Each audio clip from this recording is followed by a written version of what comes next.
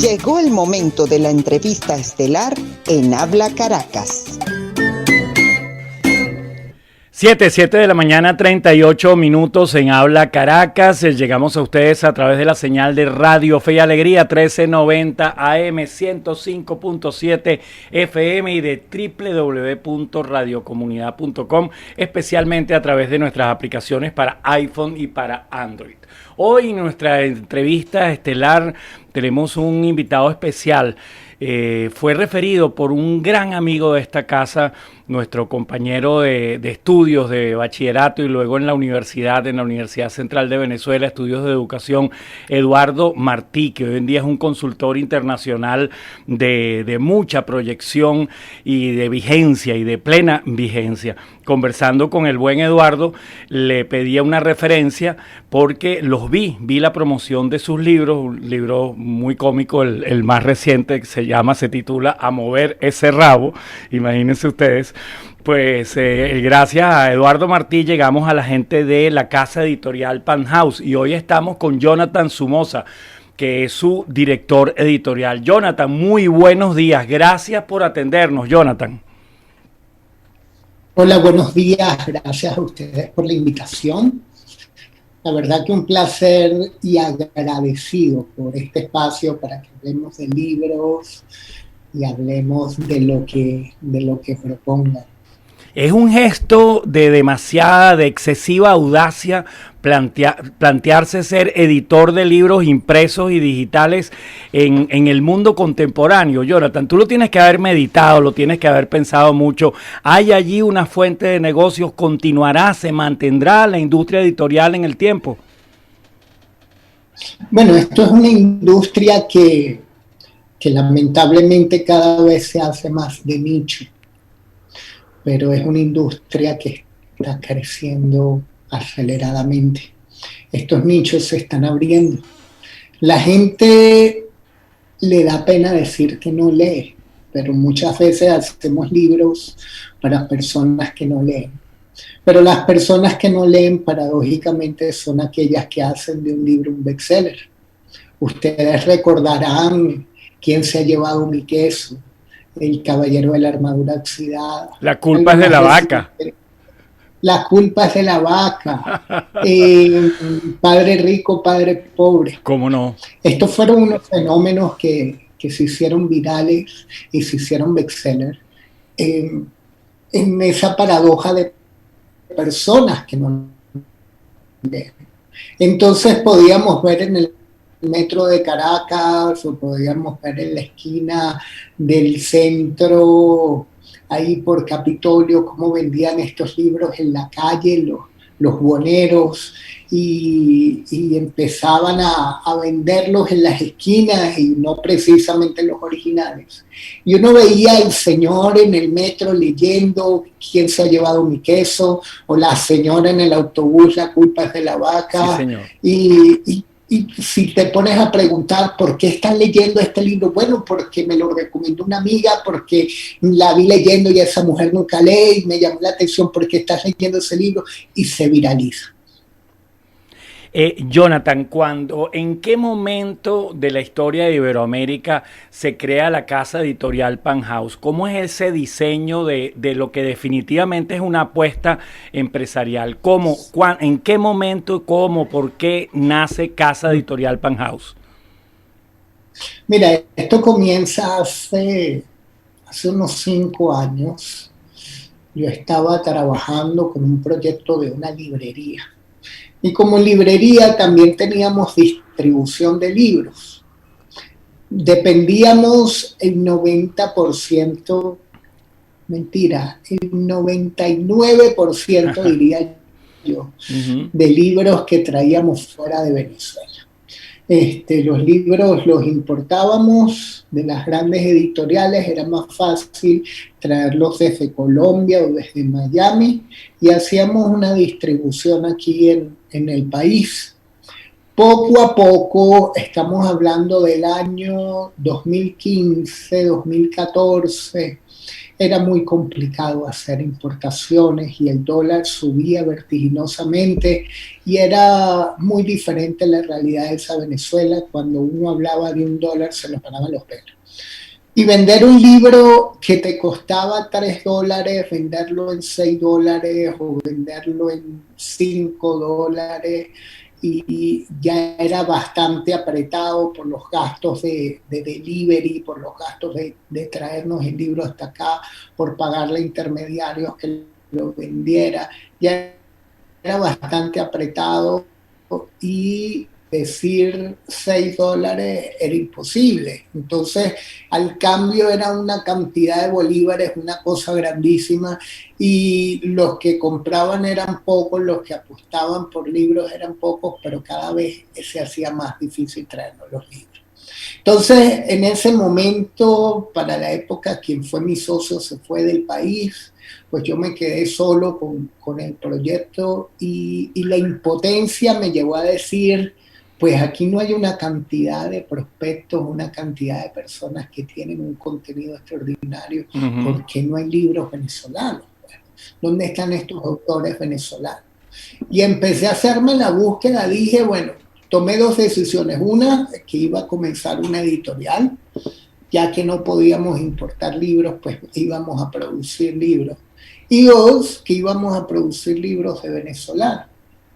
Cuando me doy a la búsqueda de empezar a fichar estos prospectos que tenían el potencial para escribir libros, me di cuenta de que no tenían el tiempo, algunos, y no tenían las herramientas.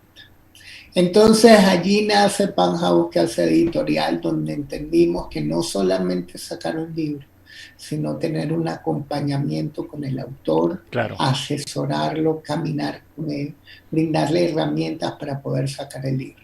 Actualmente nuestros libros han llegado a muchísimos países, tenemos autores de más de 16 países, donde aquí desde Venezuela publicamos sus libros, sacamos sus libros.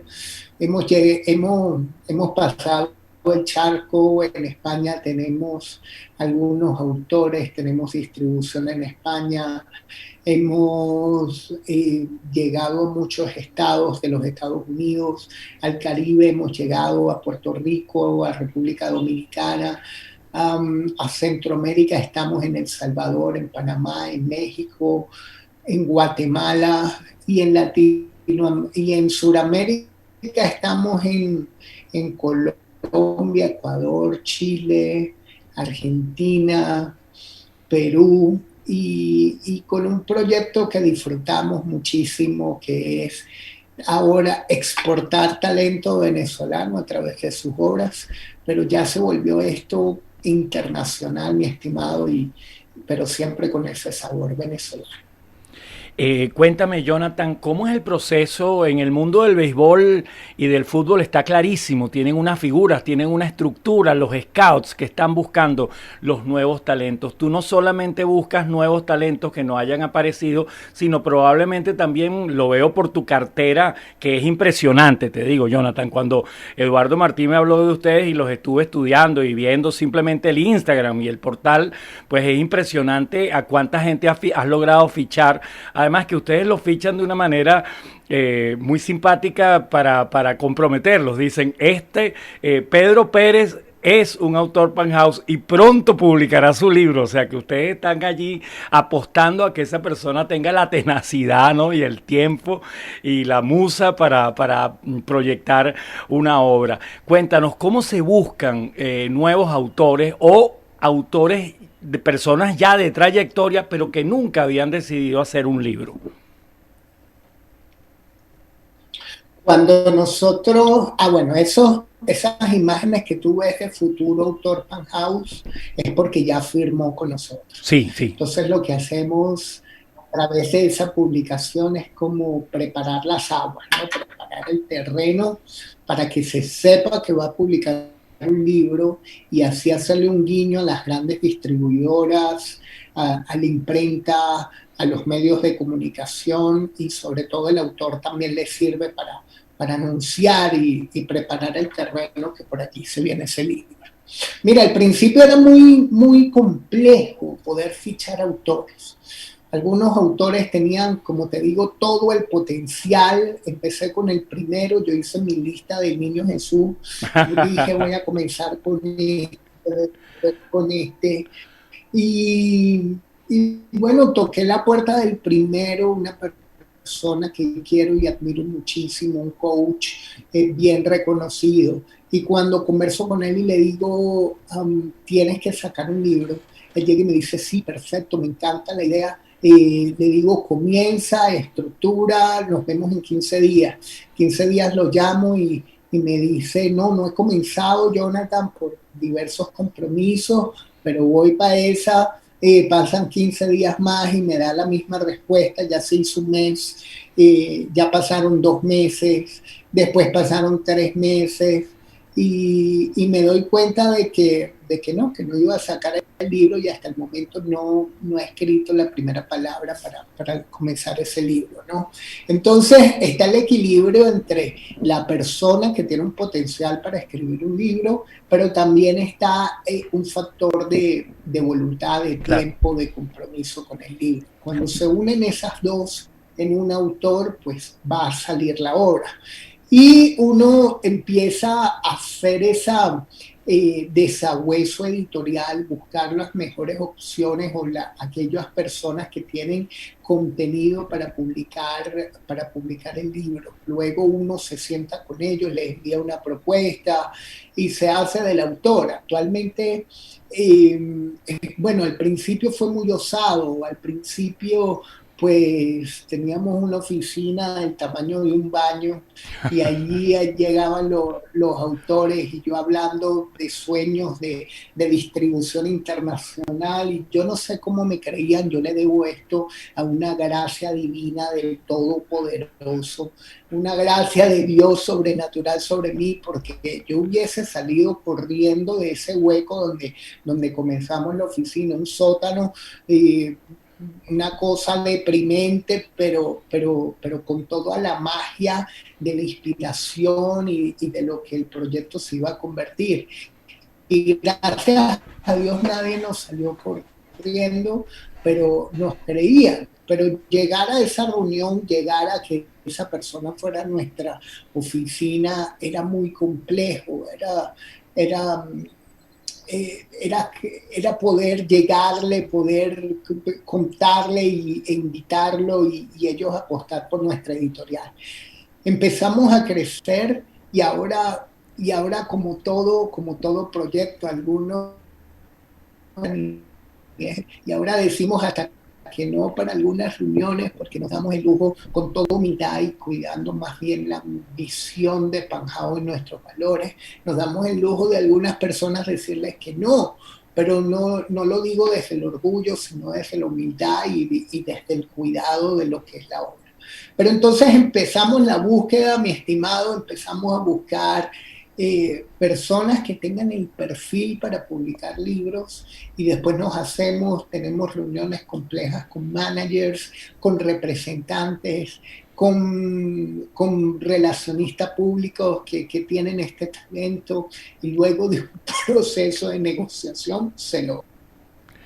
Jonathan, en ese proceso de buscar autores de diferentes países, antes nos habías dado como contexto que la industria editorial hoy era una industria de nichos. Seguramente Panhouse definió cuáles iban a ser sus nichos. Uno lo ve por la cartera de los autores y los títulos de los libros y puede intuirlo, pero no hay literatura o no hay indagación en las ciencias sociales, no hay manuales de estudios universitarios. ¿Cómo fue cuál es el perfil que diseñaste para Panhouse, Jonathan? Esa pregunta es extraordinaria. Mira, nosotros nos enfocamos en 3 colecciones. Las editoriales deben enfocarse en su nicho y deben enfocarse en una colección, porque si no pudiesen terminar de definir la publicación y se va a perder la experticia. Nosotros identificamos, cuando nosotros salimos, 2 colecciones. crecimiento espiritual y desarrollo personal y emprendimiento. Se llama, de hecho, emprendimiento y desarrollo personal. Se llama. En esa colección nosotros firmamos en emprendimiento y desarrollo personal, empezamos a firmar coach. Ese fue nuestro comienzo. Coach de vida, coach ontológicos y emprendedores conferencistas, speakers, que tienen una historia, una fórmula que contar. Entonces, esa fue para nosotros un arranque. Queríamos enfocarnos en eso, porque nuestra editorial particularmente se diferencia porque nosotros más que todo trabajamos con marcas personales. Y la marca personal tiene un público, tiene un contenido, tiene que decir, y esta marca personal generalmente son conferencistas, generalmente son coach, son facilitadores. Entonces, esa fue nuestra apuesta. Jonathan. Y crecimiento espiritual. Sí. Escucho. No, te escuchamos, perdón, disculpa, Jonathan. Termina con el crecimiento espiritual y creo que luego abriste una tercera línea. Sí, entonces crecimiento espiritual es la otra colección, y la otra colección, en esta colección de crecimiento espiritual empezamos a publicar libros de pastores, de personas con algún grado de espiritualidad, de contemplación. Entonces nos enfocamos en esas dos colecciones. Luego empezamos a crecer, sumamos otros tipos de colecciones, narrativa, sumamos cuentos infantiles. Sí, sumamos esas dos y actualmente tenemos 5 colecciones que estamos trabajándonos, enfocándonos en patrón. Jonathan, el mundo del disco, el mundo del entretenimiento a través de la música, bueno, ha evolucionado muchísimo por la presencia de las nuevas tecnologías, de las plataformas, o sea, realmente ha habido un cambio radical. Y si conversas con el manager o con un artista o con una agrupación musical, muchas veces te dicen, sí, nosotros hacemos los discos, hacemos el concepto de la producción musical, pero realmente la médula del negocio varió, cambió, ya no está en aquello de vender 1 millón de copias, sino en hacer una buena gira de conciertos y que te contraten presentaciones. Me atrevo a decir que con los conferencistas probablemente pase algo similar, pero eres tú la persona con la que quisiera constatar esa visión. Sí, el mundo editorial y el mundo del disco tienen muchísimas cosas en común. De hecho, las grandes disqueras, que es el mundo del publishing, publican discos y publican libros. Sí. De hecho, cuando se estudia este negocio, se estudian ambos. Han cambiado, el mundo ha cambiado, la manera de distribución ha cambiado. Ahora hay una persona que graba una canción, la monta en YouTube y se hace famosísimo, y no necesita depender de las grandes disqueras para viralizar su contenido. De igual forma, el mundo del libro ha cambiado. Ahora hay una opción que es la autopublicación. Antes se dependía de las grandes editoriales para poder distribuir, vender el libro. Nadie se osaba a autopublicar el libro, y aquella persona que era osado y lo hacía no era bien visto. Actualmente cualquier persona puede publicar el libro con solamente tener acceso a internet y tener un manuscrito. Está Amazon, que te permite subir el manuscrito y poder venderlo y poder hacerte de un libro publicado. No necesitas ni siquiera un diseñador gráfico para hacer la portada, porque Amazon te da todas las herramientas para hacer portada, para hacer el libro. Entonces, por un tiempo eso fue un boom, la autopublicación, pero después subió muy rápido, pero empezó a bajar porque la gente empezó a desconfiar de los libros autopublicados. Lamentablemente no era una edición profesional, cuando comprabas el libro tenía errores ortográficos, el contenido no era un contenido de expertos, sino que cualquiera que se atrevía empezaba a hablar. Es como si yo publicara un libro sobre ingeniería, física cuántica. Yo no tengo ningún conocimiento, pero me veo unos videitos en YouTube y creo ser un experto y saco el libro y lo publico en Amazon. Entonces la gente empezó a desconfiar y dijo, mejor sigo cuidando mi bolsillo y mi tiempo, porque es tiempo lo que haces al invertir en leer un libro, y me voy por comprar libros de editoriales que me dan esa tranquilidad.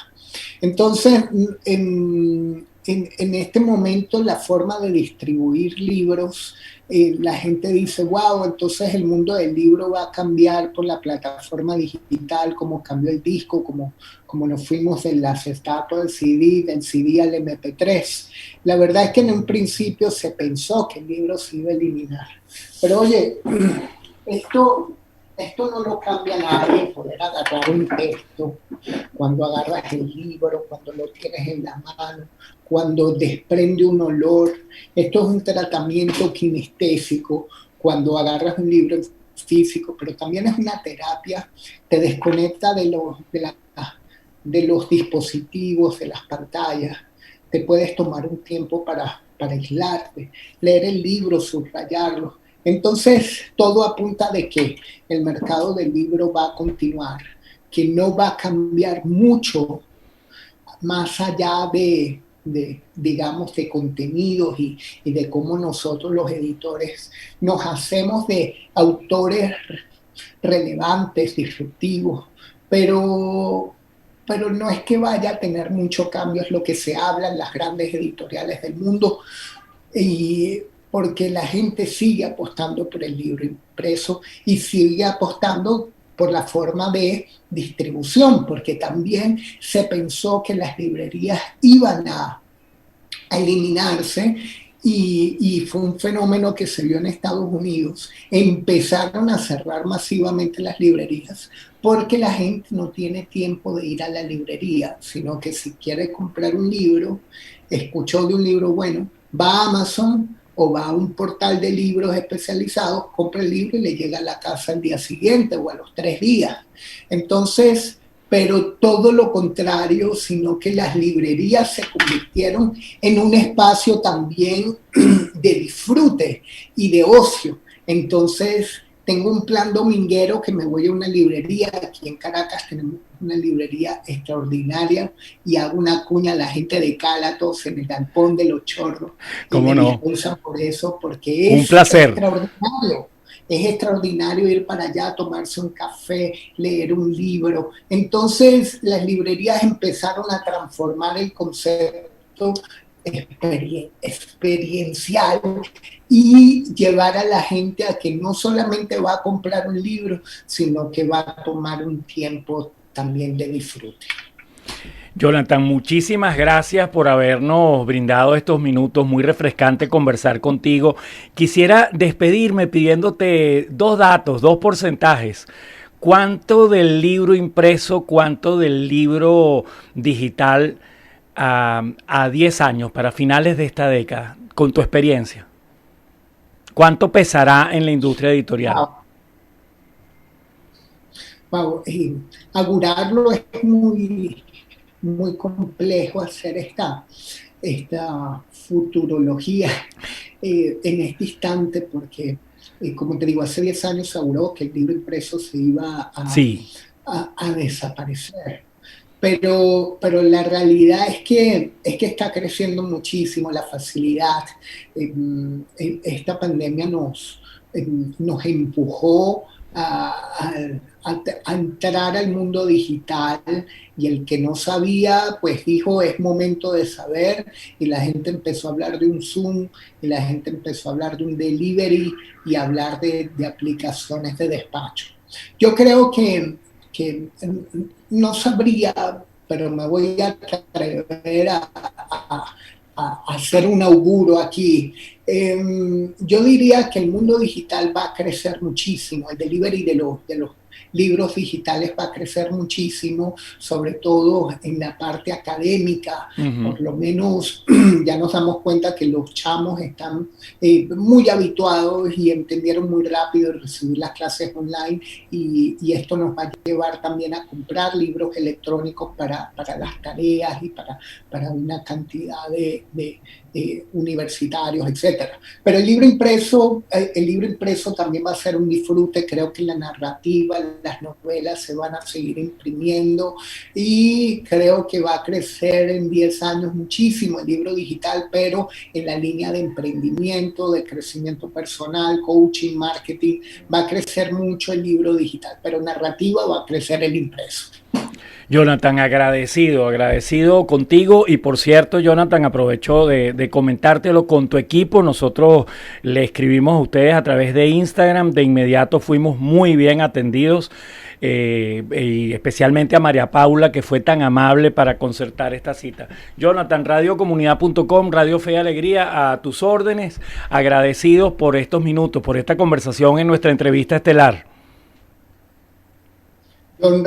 Yo honrado, gracias a ustedes por ser esta vía, este medio, y hacernos eco a todos los venezolanos que con gusto entrevistan y hacen parte de su comunidad. Gracias, Jonathan. Son las 8 de la mañana y 1 minuto. De esta manera cerramos nuestro programa de hoy con la entrevista estelar a Jonathan Somoza, director editorial de la casa editorial Panhouse. Un venezolano con un emprendimiento de impacto iberoamericano increíble, ¿no? Nos llena de orgullo que esto ocurra desde nuestro país.